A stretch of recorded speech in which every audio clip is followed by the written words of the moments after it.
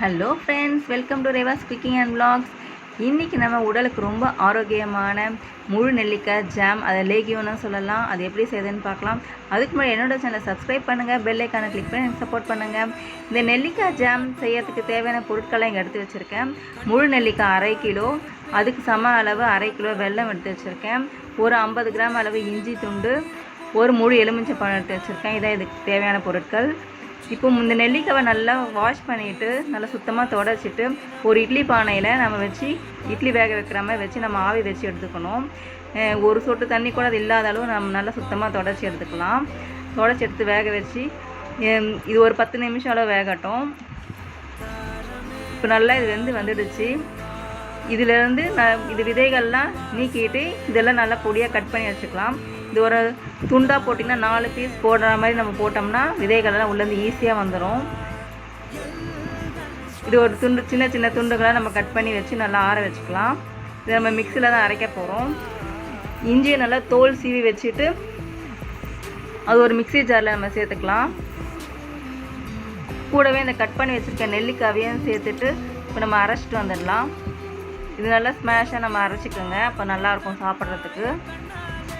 நெல்லிக்காய் vitamin C content இருக்கிறதுனால உடம்புக்கு ரொம்ப ரொம்ப நல்லது. முடி நல்லா வளரும்.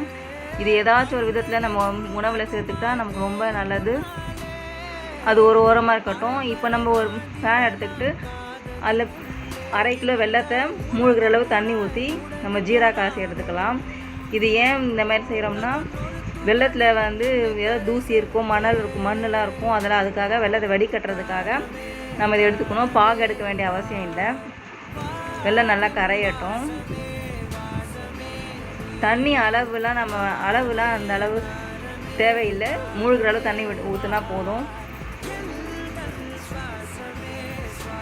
இப்போ பாகு நல்லா கரைஞ்சிடுச்சு.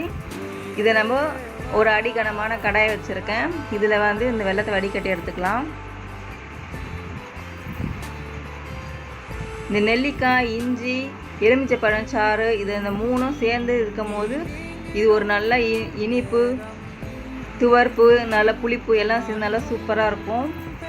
வெல்லம் ஒரு கொதி வந்த பிறகு நம்ம அரைச்சி வச்ச விழுதை இது கூட சேர்த்து நல்லா கிளறி விட்டுக்கலாம். வெல்லமும் இந்த பாகும் நல்லா இந்த நெல்லிக்காவும் சேர்ந்து நல்லா ஒன்று சேர வரும். நல்லா கட்டி இல்லாமல் கிளறி விட்டுக்கோங்க.